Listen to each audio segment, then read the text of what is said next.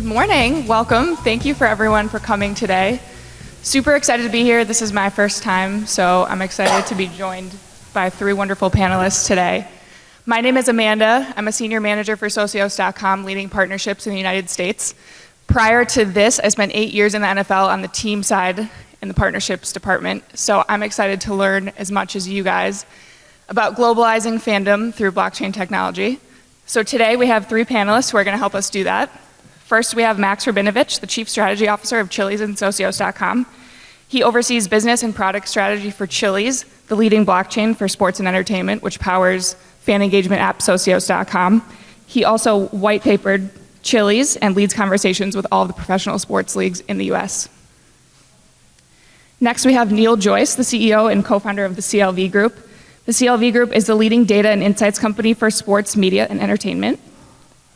And last, we have Adam Jones, the CEO and co-founder of FanFest, which is a platform used by the biggest names in entertainment and global soccer to host live events. So after we get through a few questions, we're excited to take questions from you guys as well, but we're going to kick things off. So, Neil, you recently published a study. Could you tell us a little bit more about that?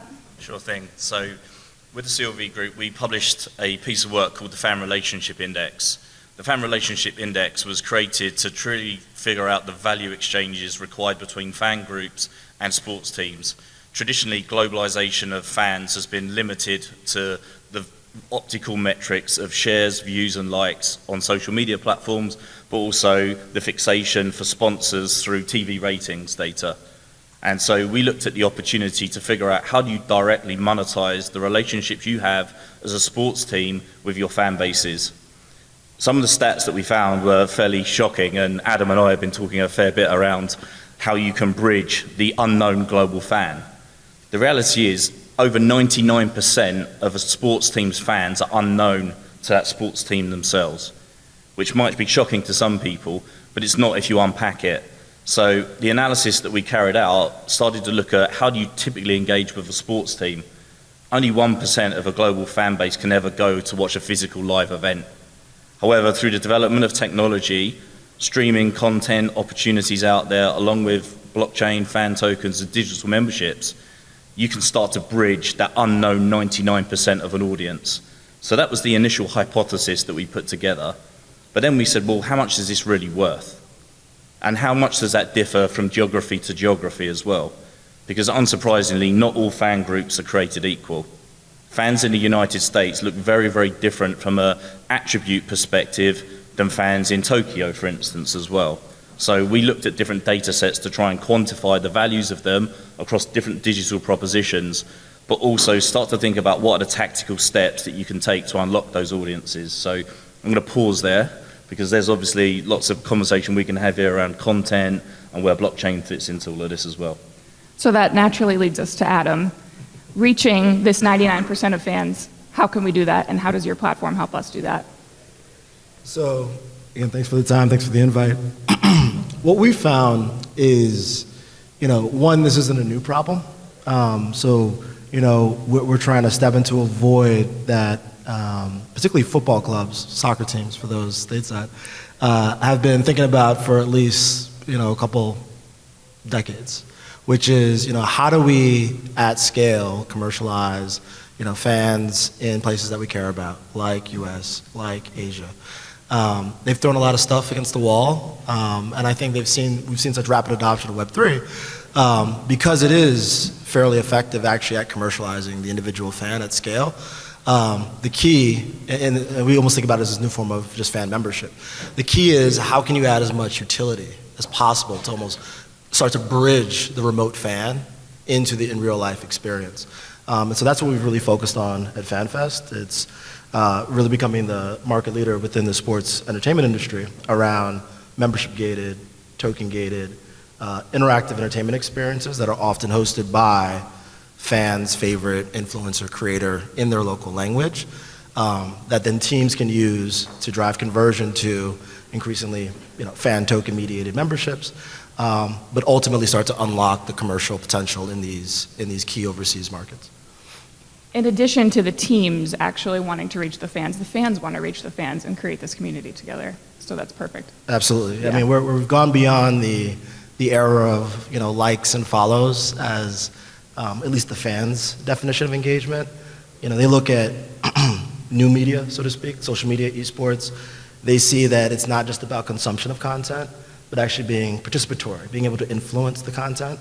And their expectation, especially from a millennial and Gen Z perspective, is increasingly the same for traditional entertainment, like music, sports. And so, again, that's where we try to come in and let the fans kind of influence content even further. Exactly. Max, can you tell us a little bit about how Chili's and Socios plays into this? Yeah, happy to. You guys can hear me, all right? I think Adam brought up a really good point, because outside of just a global appetite, a very diverse fandom for sports teams, an existential issue that we've seen in just the sports business world is that there's a disconnect between all the fan engagement initiatives that you could run, essentially, and not only bridging that to fans so they're able to participate, but doing so in a way where it becomes commercially viable for teams and leagues to support it. Because the reality is, if you're doing it all out of the goodness of your heart, it loses traction, because sports at the end of the day becomes a for-profit business. So if you don't have an intuitive way to at least create a revenue stream in exchange for offering really deep and participatory fan engagement to fans, you end up getting nowhere. And that's a problem that, to us, creating a token-based membership or an NFT-based membership scheme, whether it's for leagues or for teams, solves, because it solves for that inherent monetization, right? Because there is a value exchange between the fan and the organization, and in return, you get to use products like FanFest, and they get to scale because there's enough commercial motivation for the teams to really follow through with it, which, at least in our experience and for the past 10 years, you've seen doesn't really happen unless teams feel like, okay, well, this is going to make a significant, tenable difference to our bottom line. And how does the digital aspect of it and the blockchain technology affect the now existing membership model that's more traditional? I don't think it affects it in that it's cannibalistic in nature, because at least from what we've seen, the experiences that we're trying to work for and offer are different. I think to what Adam said, again, right, the expectations of the fan have changed. And whereas it used to be okay that you pay X amount of dollars and you get a jersey or a scarf and a letter of appreciation in the mail every season, people want more direct and more real-time engagement, things that they could do before, during, after game days. And we've been, I think, a bit in a pretty unique position, because we got to start working on that when nobody else was. So we kind of from the ground up tied in the fact that, okay, well, we'll do this as a monetized membership scheme. And it's actually going to be more interesting the more international the fan is, the further the radius of the fandom away from the stadium goes out. And given that you both, Socios, Chili's, and FanFest, are outside companies who are taking this concept to leagues, organizations, how are they reacting to possibly changing models, shifting their focus? And Neil, is there any data that you use to help support all these conversations?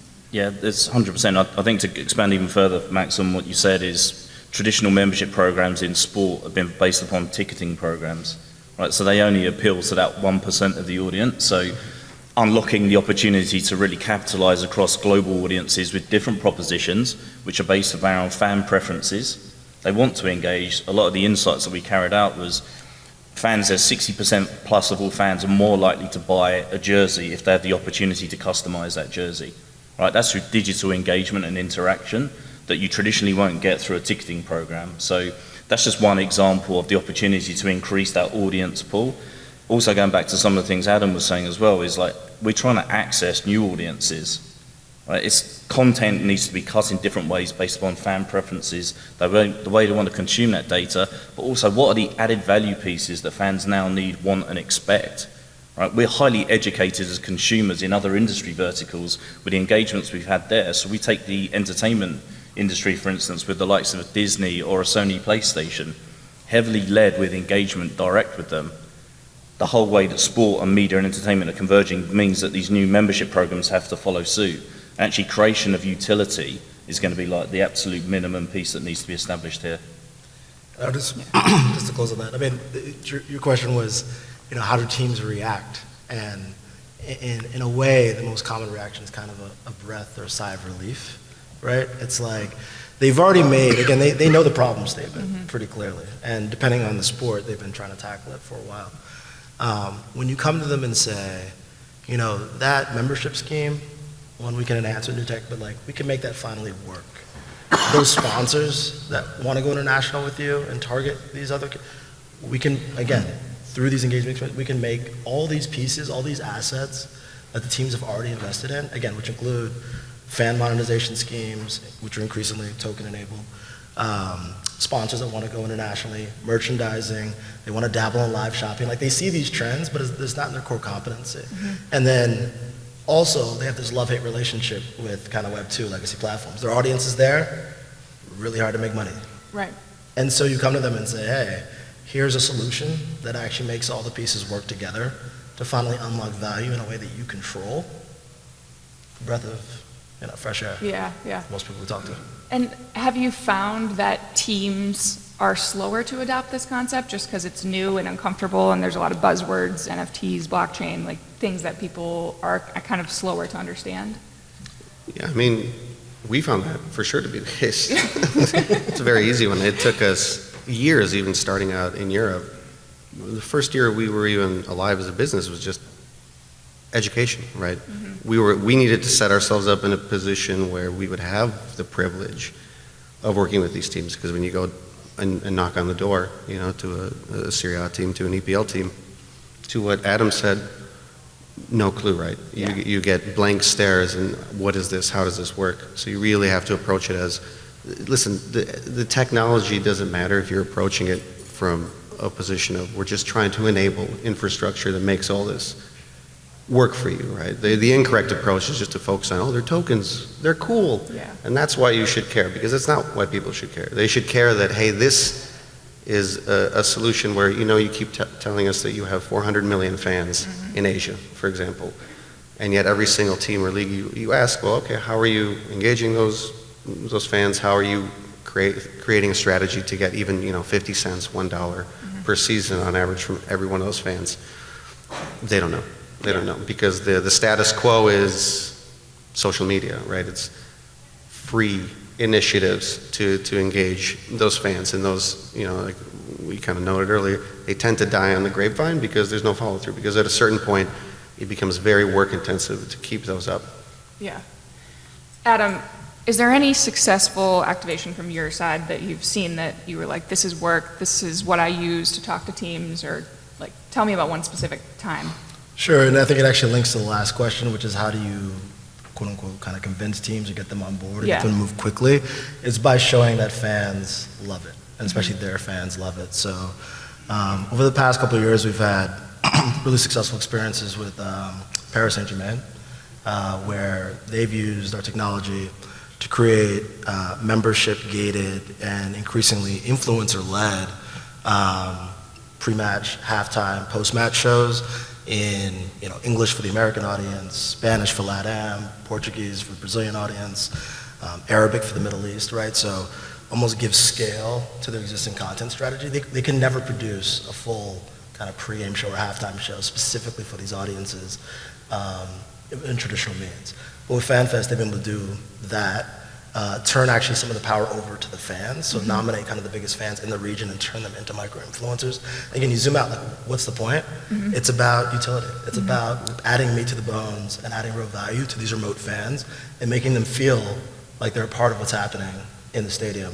The most tangible example of that with PSG, actually, they've started taking these shows, again, that are happening on their website, and often simulcast to social media, but actually putting them on the screen like this in the stadium, and letting fans, again, maybe thousands of miles away, have two-way conversations with the PA in the stadium, making predictions pre-match, and just making them feel part of the run of show. Maybe sounds small, but that's an order of magnitude closer from a fan's perspective than a like or a reshare on social media. And so that's been one specific example. Yeah, that's great. And Max, anything from the Chili's and Socio side? Well, I think Adam brings up a really good point of it's important not to minimize how much that means to a fan, especially a fan halfway around the world. And if you're doing that if you do it with a fan token, right, one of its main benefits in our eyes is that it's just a very simple generic membership that allows us to identify, okay, where is there, an affinity monetized, for example, PSG fan in Thailand, in Bangladesh, et cetera. How can we give them utility where as long as you have one or more fan token, and we know that, whether it's in Socios or in another wallet, how can we give you a FanFest experience? How we can give you, 10, 20, 50 versions of that where all you need is that token and you can jump around. And it could be something as little as, hey, if you do X, Y, and Z and you're a token holder, you'll get a DM from the official account. Mm-hmm. You'll get a video of gratitude from the team. You'll get, essentially what it comes down to is you become de-anonymized, right? That's the most important. What we learned when we first started this business and began to expand it internationally is that most fans just feel passive and they feel completely unknown to the team. And that just leads to a lot of lethargy, right? They go to the bar and they watch the team and that's it. And they haven't had a lot of experiences because the teams haven't been super incentivized to do it consistently to offer, 10,000 miles away, that fan something as simple as, essentially, using FanFest to zoom into the stadium. Mm-hmm. And it's easy to get cynical and think about fandom as well. It's just in the local city, and the only thing that matters is going to the stadium or watching it with the core fan group. But that's not the case whatsoever. And that's kind of the biggest sea change difference we've at least been trying to push even with sports. And I think in American sports, folks have been more and more, I think, waking up to that realization that we can't just focus on a regional market. And whether it's through a fan token or something else, we have to find ways of how do we reach the people in Europe that we say we want to reach, or South America, or Asia eventually. And the interesting part is both of the platforms are membership gated. So are you finding that the barrier to entry for fans is tougher that way, especially given the tech side of it and the learning curve, or is that something that makes them feel like it's a community? Yeah. No, you go ahead. Yeah, sure. I would say there are fans that have, again, there's a cohort of fans that have adopted these membership or token-based experiences, even in current state, right? Even if we're early in the journey in terms of really the full extent of utility, right? So I would say, they're always chomping at the bit for more. And I think the key is kind of leveraging that initial momentum. And so one thing we like to do with FanFest is not just focus on utility, right, and make it easy for teams to create bespoke experiences, interactive experiences for those fans, but actually to amplify the community, right? So show off some of what you're doing simultaneously on social media. That's what so we worked with the 49ers this season, whose membership program is actually brought to you by Socios. They've got this $75 a year membership program. They're trying to figure out how to go to market, and specifically in the UK and in Mexico. And during, they got a bit of uptick with the membership packs, but it was really once they started using FanFest in a membership-gated way to host weekly, basically AMAs and live talk shows with 49ers fans' favorite podcasters and influencers that fans could opt into. They were seeing signups real time during shows, and that's not a small purchase, right, from a fan. $75 on the fly, fan thousands of miles away from Levi's is not small, right? So, Again, I think it's really about fans are eager to engage, and we all know the demographics. I mean, Neil probably better than most around spending power. You just got to show utility. You got to show the why, and then make it really easy for them to convert. I think it's building out that whole kind of strategy from a club perspective around how do you identify these fan groups? Where are they? Then to your point, what's the value proposition that you want to present them with, and how do you actually reach them? So there's some science attached to identifying those pools of who these users are. But I think in parallel to it, we're talking through the step change in mentality required in sports teams. Have a conversation with a sports team, and we've been talking to some of the big Premier League teams around the US market, and the concept of them having to acquire fans can be quite controversial at times. But that's the reality. These fans aren't known to you today. They haven't put their hand up. They've not logged into your website. They're not spending money directly to you. So whilst they've got an affinity to your club, they're not a direct fan, and you need to start thinking about the traditional direct-to-consumer models and applying that across sport. And this is where I think the conversation gets really interesting in terms of the propositions that you guys have as well.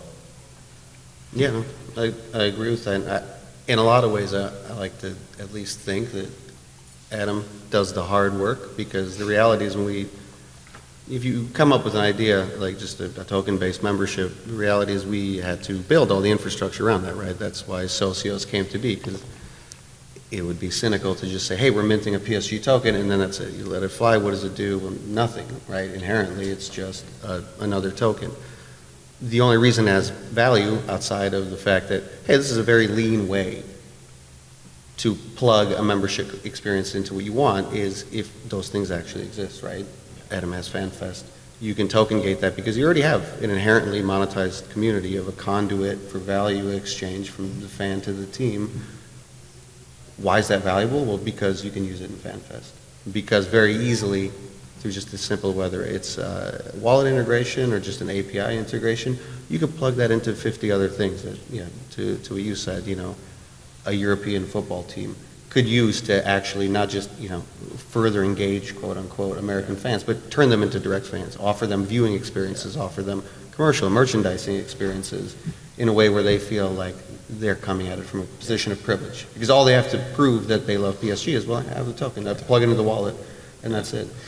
I think there's the thing that's really heartening with the analysis that we conducted as well. Like we found that 50% of all sports fans in the US who followed European football teams were prepared to spend significant amount of money on fan tokens. It was like 250 million US.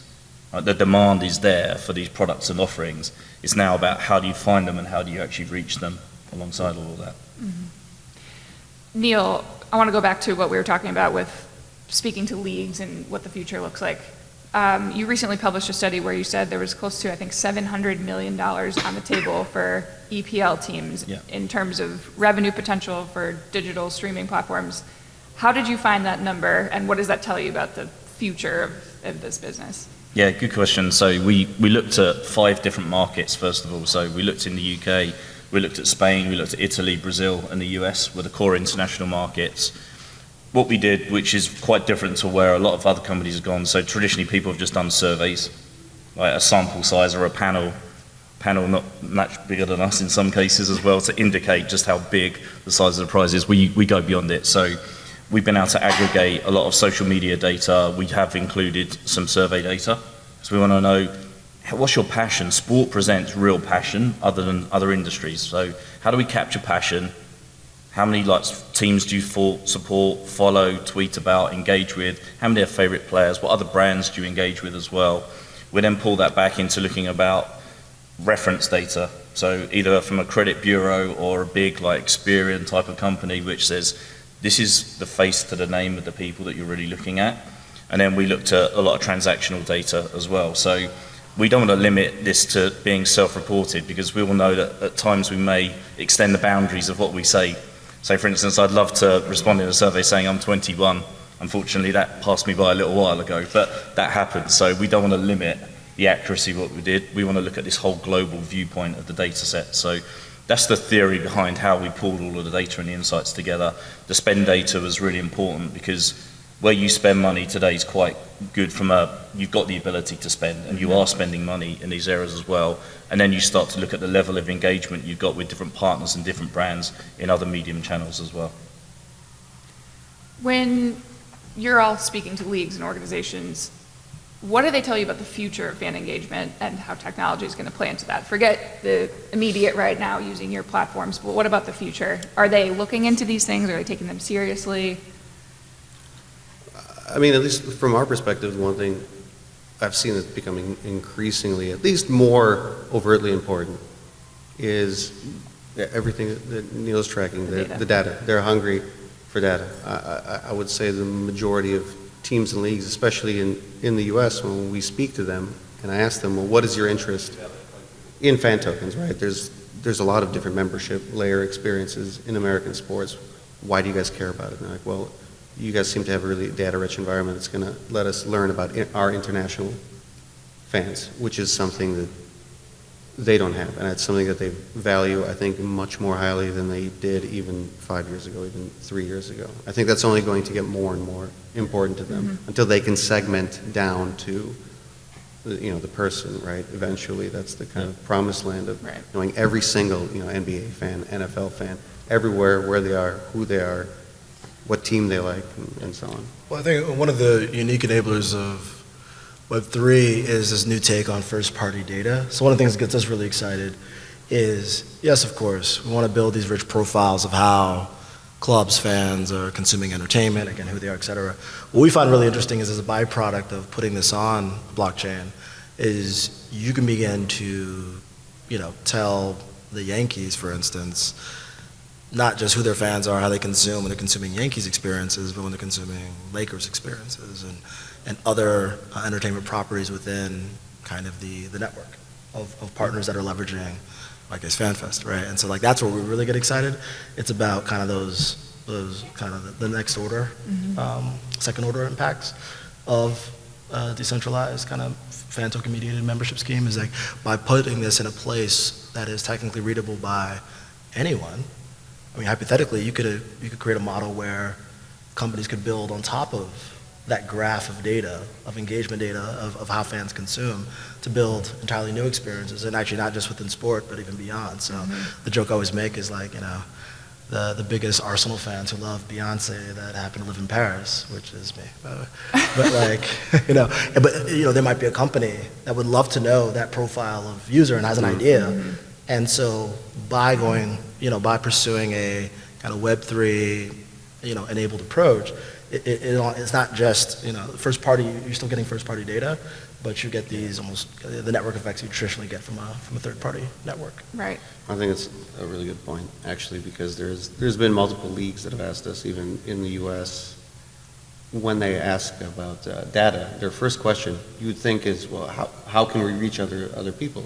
But they seem to be interested in the fact that, well, there's a lot of clarity to what being a fan token holder provides in terms of it's not a guessing game. It's not a survey where people say, oh, I want to spend $10 on Arsenal.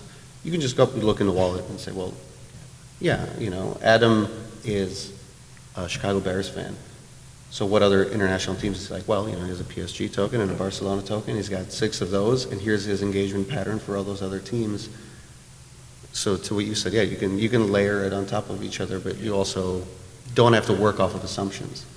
Don't have to work off of assumptions, and again, we've just talked about, fan token from the perspective of, purchase ownership, kind of the beginning of the relationship, but another piece that we're pretty excited about from a roadmap perspective is also using that same wallet to map other engagement actions, like attendance at specific types of events, whether it's a halftime show or maybe it's a betting focused experience, like minting things like proof of attendance. We're also thinking about, we had an interesting conversation with a bunch of sports partners last week about potentially even integrating and making this is a little longer term, don't hold me to this, but even an API to make it easy for them to publish offline activities, right? To publish some of that ticketing data. Because one could argue having the, kind of remote fan engagement mapped to a single identifier, which is effectively a wallet, right? And then being able to also layer on, wow, he was at, the Emirates last week or last year, and he bought X, Y, and Z, and making it easy for the properties to publish, you really, becomes pretty valuable. And then again, building on top of that data in an open way becomes pretty interesting. So anyway, that's where I think things go. And then all of this really gets me excited. It's somewhat of a dated reference, but again, I think where traditional entertainment is going, remember like Minority Report, where like each fan is kind of looking around and things like the regular world is kind of personalized down to the individual user. I think that's where we're going from an entertainment perspective, particularly with the advent of mainstream AR over the next decade. And so if you're a large sports entertainment property, but really any of the biggest names in entertainment, and you want to give each fan their own version of an entertainment experience, how are you going to do that if you don't know who they are, Especially the 99% that are remote. So we see this as like the foundation to enable those downstream experiences that, again, I think consumers will expect. I think there's beyond these conversations as well, it's kind of the next generation of the debate between leagues and teams or franchises, right? They've always traditionally had the battle around media rights. Right, the whole essence here around first-party data is using it as a strategic asset to get that direct-to-consumer connection. So like at a league level, they're all trying to embrace providing capability down to all of the teams. Like particularly here, we're seeing it in conversations we're having. But then you look at the opportunity for all of the clubs in Europe, for instance, to stop being disintermediated. right? They've been disintermediated through choice, in some cases, but in others not. This is the chance for them to claim and control the relationship they have directly with their fans, and particularly their global fans as well. Max, how have you felt you've learned the last 5 or so years that Socios has been around, and what is the future look like for Socios specifically to provide utility for fans? I'll answer the last question first, I guess, because not to be too redundant, but I think that the future of what we're doing, I think, has a lot less to do with Socios as a product. It's great, it's an app, we can make it a lot better, but fan tokens as a product and as a membership asset class should, far transcend what we're doing. The idea is that it lives independently. At a certain point from what we do as kind of first-party infrastructure providers, meaning people buy, a PSG or Barcelona token or any other team token for the fact that they see an ecosystem where they can plug it into. We hope that it's just the easiest way where, okay, if I spend a few dollars on this Barcelona token, I'm now a known Barcelona fan, and that gets me hundreds of different experiences, whether they're retail experiences, whether they're experiential experiences in stadium, whether it's something digital, whether it's something video-based. I think building out that ecosystem to a critical mass, I don't want to kind of oversimplify it. I think it's an immense project, and it's the biggest reason why we decided to, create an open blockchain and openly invite anyone who's interested and fits the bill to build, not just on behalf of fan tokens to directly say we'll do it, but even leveraging our partner network, even saying, well, we want to do that and we want to maybe do it indirectly with an NFT membership that maybe interplays with your fan token somehow, because I think that's what's going to end up mattering, right? Because consumers don't care, right? If it's clunky and it only has 1 or 2 uses, nothing I say, nothing our company or Adam says is going to make it matter or be consistently valuable to people. You'll always have kind of that cynical bent of, well, yeah, but really the most interesting use case seems to be people think the price of the token might go up. And the only realistic way, the only non-cynical way to get past that is if you create such a critical mass of utility, which no one has, which we haven't, which no one has in the space, period, sports or otherwise, where an average mainstream user, it's easy enough for them to purchase, the cumbersome nature of doing so doesn't filter them out immediately, but that the value of what it gets, the same way that the value of your Starbucks card is all the stuff you get consistently from Starbucks and associated brands. It's not because you think there's other speculative nature in the card. That doesn't happen overnight. And I think it'll still be a matter of years before people are really, tens plus millions of people would buy a PSG token and they think, well, this costs $10 because it provides me an undeniable $10 plus in value, right? Through discounts, through access to content that otherwise I either couldn't access or would have to pay for some other way. And that's kind of the end of the rainbow, right? But that's a massive undertaking. And I think there's just another value driver there. In addition to the utility of, the universe of things I get by owning this thing, I think one additional just big opportunity, again, thanks Web3, thanks by publishing these things on the blockchain, is giving fans themselves the ability to, for lack of a better word, just flex, right? Like by making it open, I can demonstrate in a provable way to the world that I am the, biggest Arsenal fan and the third arrondissement of Paris. Like you could just, these experiences become very possible. And if you look at the rise of some of the popular Web2 platforms, to a large degree, it's due to some of the innate kind of human characteristics, things like bragging and narcissism, showing off and showing that to the world, right? So really be able to unlock the expression of fandom on a global scale with things like fan token ownership, I think is huge. And yeah, in addition to the utility piece. Yeah. Neil, we've covered a lot of data about the revenue potential here. What other massive data points have you found shocking from the study that you conducted? I don't think it's necessarily shocking. I just think it's to not underplay the opportunity to intersect content with fan tokens. They can't be mutually exclusive from each other. Like half of that number that you quoted, they're like so 500 million US plus, is associated with combining streaming services and content that's curated to audiences that you then in parallel unlock through fan tokens. So I wasn't shocked to see that. I think that the only other variable in this is the over-indexing to some degree of what we've seen in Brazil. They have got the highest level of engagement and adoption of fan tokens already. The US and the UK are a little bit behind, but are actually catching up, and the demand outstrips that of what we're seeing in Brazil in that area as well. So less shocking than anything, Okay. but I think it's the maturity of where the product offerings get placed as well, and also the frequency with which fans are willing to adopt right now. And why Brazil? I think it's just the density and passion, right? The US market is saturated with sport, right? The Brazilian market is absolutely fixated with football. So, and I'm not offending to anyone here, but they really are, right? And that's what we've seen within the data there, which is why the opportunity and the engagement has been involved. Because again, the limitation of just being fixated on a stadium proposition is far outstripped by a digital opposite proposition that you can put together. I'll never forget this as just a real life proof point. So I went to Brazil for World Cup 2014, and every match day that Brazil played, even though the entire world was in their country, lots of commercial opportunity, restaurants could be full. Sao Paulo, Rio, city shut down 6 hours before the game. Like, stores closed, streets empty. Like, everyone either watching at home, fan fest on the beach, or at the stadium. Like, it's serious. Yeah.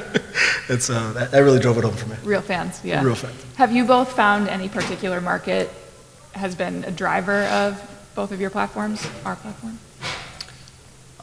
Yeah, and it is places like Brazil, it's places like Turkey, it's places like Argentina, Asia, essentially the common denominator. To an extent, in the very beginning, it's also been, well, which regions have seen higher crypto adoption. That's the great filter at first. But then the second filter is, well, how far out of the way are they, right? And usually if it's really, really remote regions, it's no secret, right, that the biggest brands that we work with are the biggest engagement and user base aggregation drivers for us, the PSGs and Juventuses and Barcelonas of the world.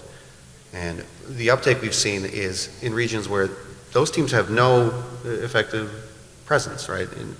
In Brazil, people are, Brazil football fans, but they also love European football, right? That's the kind of the top of the mountain in terms of league sports IP. And they eat it up to an extent because they finally have something, right? It's not a matter of, oh, this is something better than PSG's been offering me. It just didn't exist before until we came into the market. And that, to an extent, was almost even kind of an overwhelming learning experience for us because we didn't know. We thought we would be, in a sense, competing almost against the same brand that we were working with because, well, what are they doing? How do we differentiate ourselves? How do we make, the PSGs and Barcelonas of the world comfortable in this new market? But then we got there and it didn't exist because when you go back to the team, they never had either the resources or the insight or the proper, in some cases even foresight to say, hey, let's really, in a tech-forward way, attack this market and aggregate direct fans. Yeah, from our perspective, it's paradoxically been filling the gaps. And so one of the biggest misnomers, maybe less for the people in this room, but general public is, huge sports team, 100 million fans, it must be big. In reality, these organizations are quite small in terms of manpower and resources, et cetera, and try to do a lot with a little.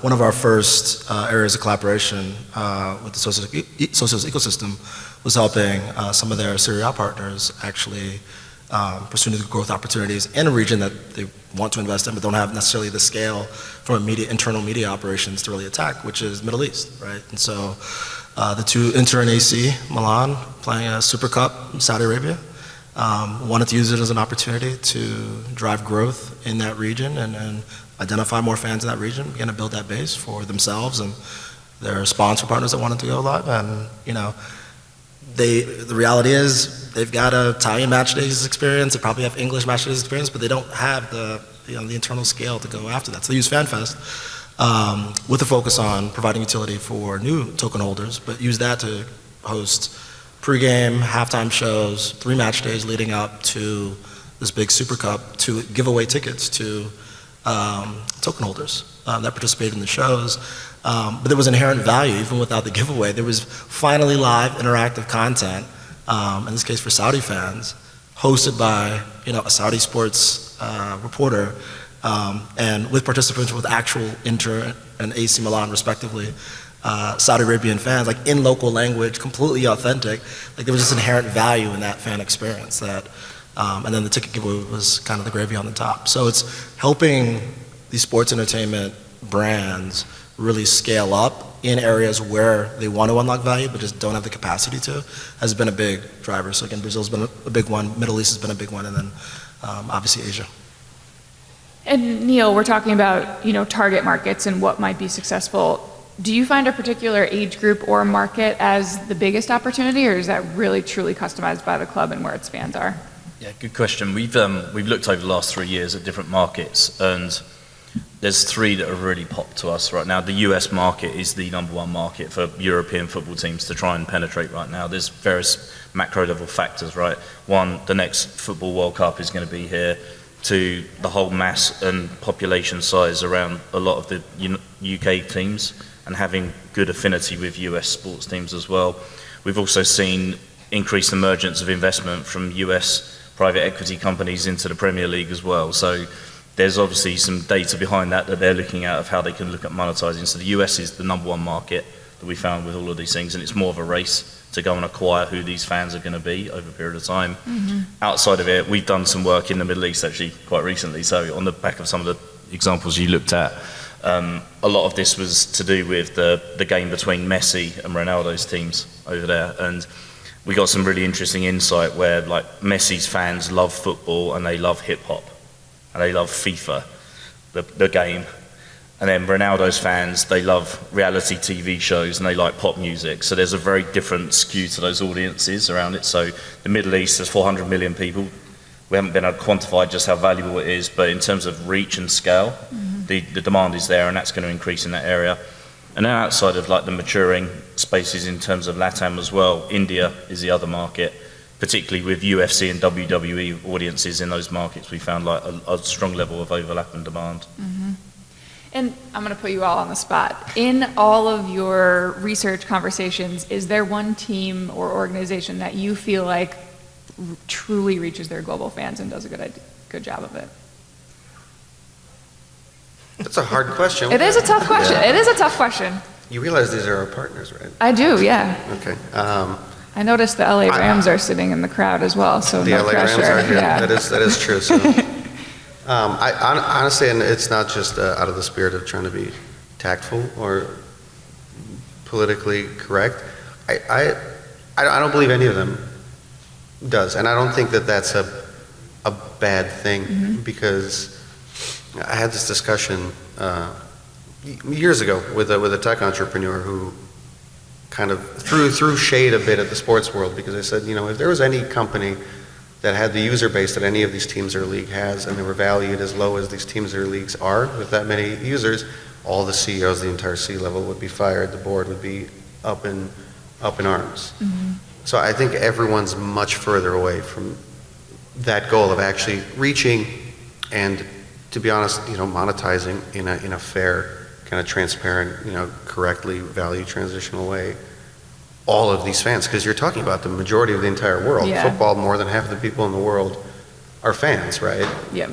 I think these leagues and teams are 1%, 2% of the way there. There's just the business is very old school, right? The business is simple in its structure, that it's, let's sign up sponsors. The sponsors give us a lot of money, and then the broadcasters give us a lot of money. Well, broadcasting is changing.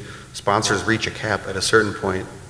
You can't pay a team $1 billion a season to show off your brand. So literally the only thing left in an environment where players are going to continue getting more expensive, all your other revenue sources are capped, the only option you have is, well, how do I find other revenue sources? Mm-hmm. It has to be the fans, right? Essentially, I have my audience, my users, and those are the people that are going to consistently watch and tune in and spend money on the PSGs and the LA Rams of the world. So it's where you have to focus, and I think we're basically in day one of really taking that seriously as kind of a commercial revenue mm-hmm. driver and vertical, because thus far through the history of sport, it's always been a nice to have. What else can we do for these fans to make them feel special? The likes and the tweets. But there's not been any serious thought to how we organize this. Mm-hmm. We learned this firsthand, actually, because when we had the idea for Socios, and can we do a tokenized membership that's kind of global in nature, we honestly thought we were going to go pitch these teams. We didn't come from a sports business background. We thought we'd be laughed out the door. We thought, well, obviously this has been tried before. Why wouldn't teams try to get $1 out of every fan that they have? Mm-hmm.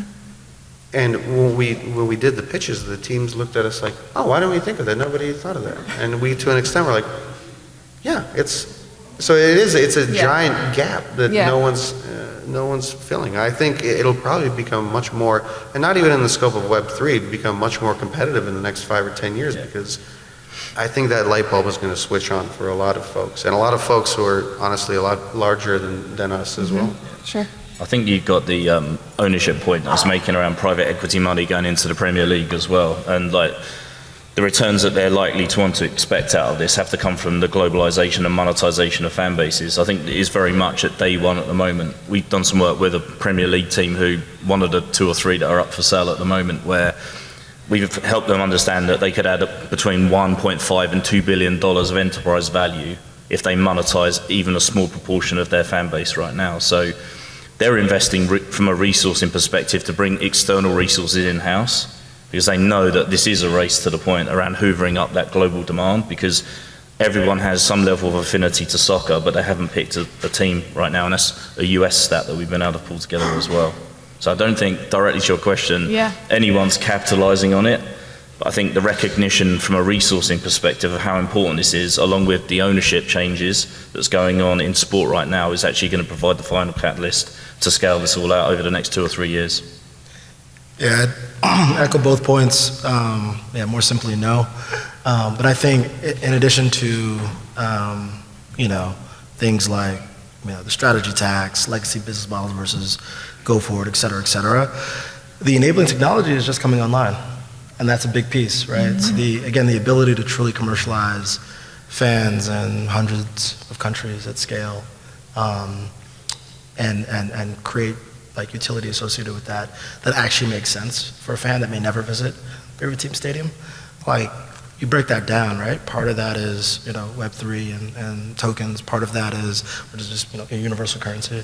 Part of that is, just broadband and 5G and video streaming and just some of these technologies that have now really advanced to the point where, you can really deploy them at scale and not have any issues, or have few issues, For sure, yeah. And so, even the concept of token gated experiences, right? Not that old, right? Yeah.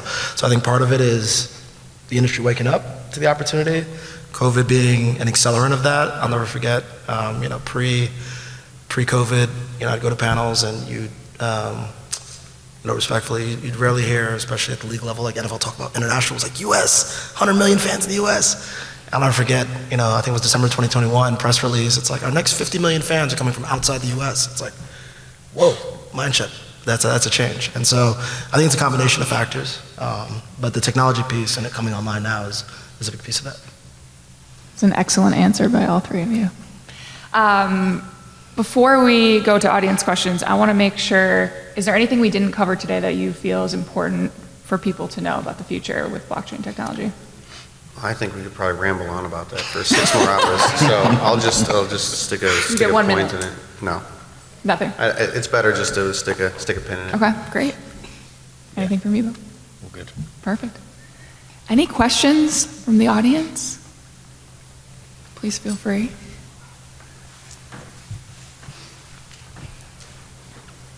Thank you for having this. Is this on? Okay. Thank you for having this panel. I don't really have any questions other than I would like to have further discussions with you after the panel, if that's possible. I was an ESPN Hall of Fans finalist. I did not win, but the people who beat me were definitely deserving. I've been sent to the Super Bowl a couple of times by various fan bases. I'm very interested on how you can scale fandom.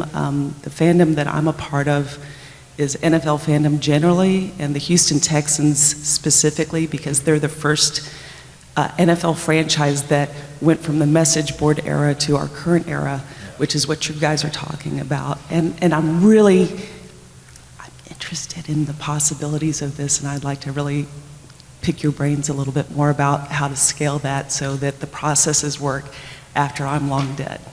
Absolutely. Sure. Thank you. Thank you. Hello. Curious to hear some thoughts on how to sustain remote fan engagement during off-season or drier times. Great question. You want me to start? Paradoxically, especially fans that don't get a chance to make it to the stadium, they may live abroad or whatever, in a way they're even hungrier in some ways because there's even less content. There's even fewer opportunities to engage in the off season, particularly for sports that have shorter seasons, right? So demand is there in terms of the actual experiences themselves. One thing that we've seen work really well, and there's a bit of evolution there as these large entertainment brands that are used to controlling everything like sports teams begin to evaluate new models, but really turning it over to the community, right? So we've seen this a lot in global football soccer, where you have teams dedicated entirely to identifying their fans in other markets who almost become micro-influencers for that local market and really leveraging those networks.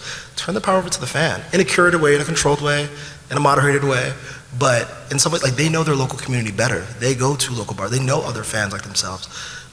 Almost empower them at scale and do it in 5, 10, 20 different regions, right? But let them actually bring and organically grow kind of local audience because they tend to know. We've seen that work pretty well. So that's what I would say. I think one of the other things to look at as well is the cross-pollination of multiple sports. So some of the insights that we looked at is that 70% of NBA fans have a high correlation with European football teams. So it's not just about the owned and operated assets that you have as one sports franchise or a team.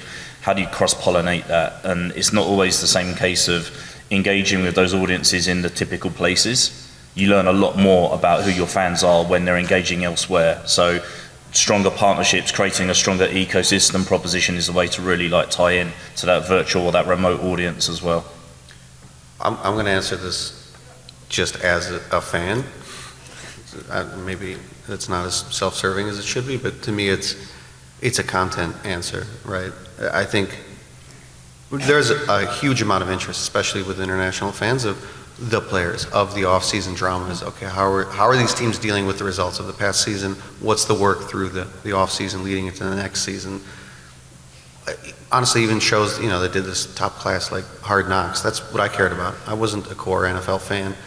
But you don't need to be an NFL fan or a football fan to care about those stories because in a sense they're human stories. I think whatever you can do that industrializes that, whether it's content adjacent stuff like FanFest, shining a light on that, getting a more scaled approach to actually bringing in the athletes and saying, listen, we can do X, Y, and Z, doing it for members to what we do. But to me, that's the big hook. Because when it's done well, you've never seen it fail. I've never seen it fail. You watch things like Drive to Survive. You watch things, I won't say Hard Knocks again, or even like UFC's lead-up embedded series.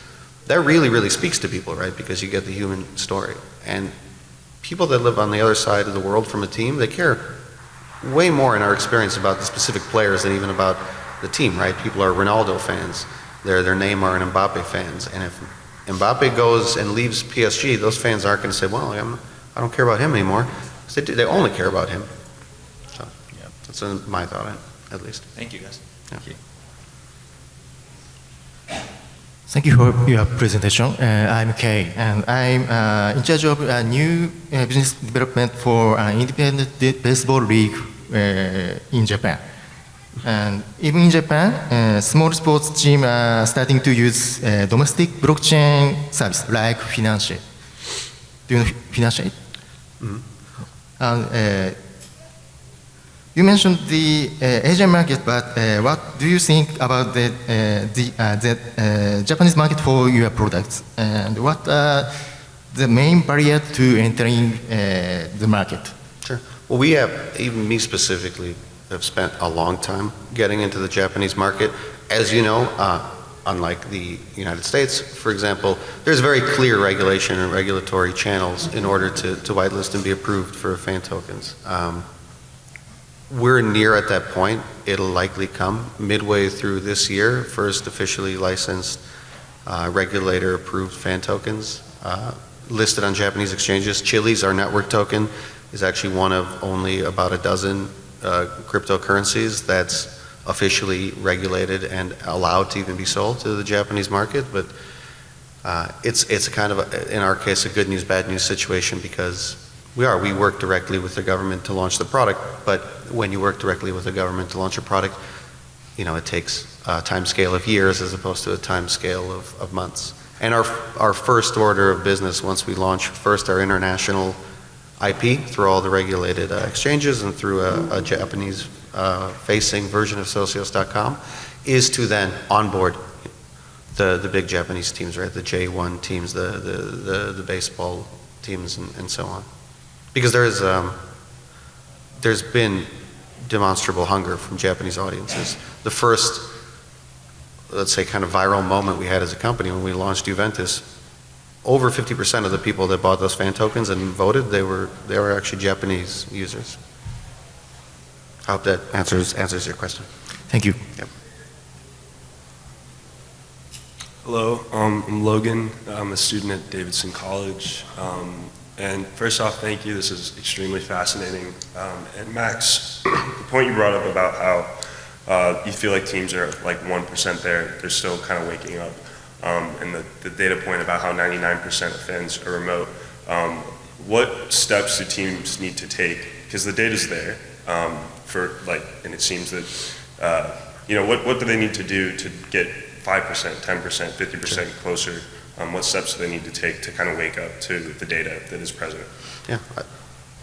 I think there's an arbitrary thing that they probably need to do is they need to budget for this, right? To the points earlier on, sports teams are used to having sponsors writing checks, right? And this is about looking at a cost per acquisition model of these fans and proportionally putting investment indirectly or working with partners to co-fund the acquisition of these fans, right? That's step one, is size the opportunity. What partners do the audience that they want to acquire appeal to certain acquisition objectives their partners have as well, and start to budget that way that every traditional business model has propagated over many, many years. So that's kind of like step one from a practical perspective, and then I'll hand over to these guys around how you bring all of that to life. No, I think that's it. Do you want to go? I'll go. You can go, but all we like to say internally is almost get the heck out of the way, right? And so, as we've all talked about, there's tremendous appetite for especially remote fans to engage with their favorite team. Teams want to know these fans are and make money from them. You have to create an offering that makes sense for those remote fans. I think as we've talked about, you have to create an offering that's easy to acquire, right? Very easy to purchase. But then it's almost get the hell out of the way. There doesn't need to be a lot of technology friction or experience friction. Make it as easy as possible for these remote fans to, engage with their favorite team. Again, however that manifests. We see ourselves as providing the building blocks to creating these interactive experiences, kind of, sometimes we call it Twitch in a box or Instagram Live in a box, and now we're token gating it. But it's make it invisible almost, so that the fans have a great time and that the teams can make money. My answer is going to be a combination of both those points. So I won't be too derivative, but yeah, the biggest one is budgeting from day one, because teams tend to not want to pay for things, which is fair and not a slight on the LA Rams who are kind enough to come to the panel. But most, Adam's business, in a sense, is a SaaS business, right? He needs to get paid. He's providing direct value to the teams. And if you do that for free and someone says, well, we're going to have to see how we can leverage a sponsorship opportunity on top of your stream in order to work with you, really hinders growth. But I think at its core, and we've touched on this point earlier, is these are very lean and very old school businesses. Yeah. And you can't, it's a bridge too far to say, and US teams are, better than European teams, for example. They're more kind of tech savvy. They're not tech businesses. The only way you're going to do this in-house is if you say, the LA Rams are a tech company. Their product is what's on the field, and how do we distribute that through various digital channels and monetize it accordingly. But maybe that happens with one team, right? And somebody creates a tech team out of a sports company. But in lieu of that, it's get out of the way, right? Let's just agree that you're not a tech company, but you'll have a wide library of, paid tech company supporters, vendors who are going to make this possible for you. Thank you so much. Really appreciate it. Great. I think that's it for today. Thank you all so much for attending, and thank you to our panelists. We'll be hosting a happy hour on the lawn right outside this room at 5 o'clock, so we'd love to see you all there and continue the conversation. Thank you all. Thank you for moderating.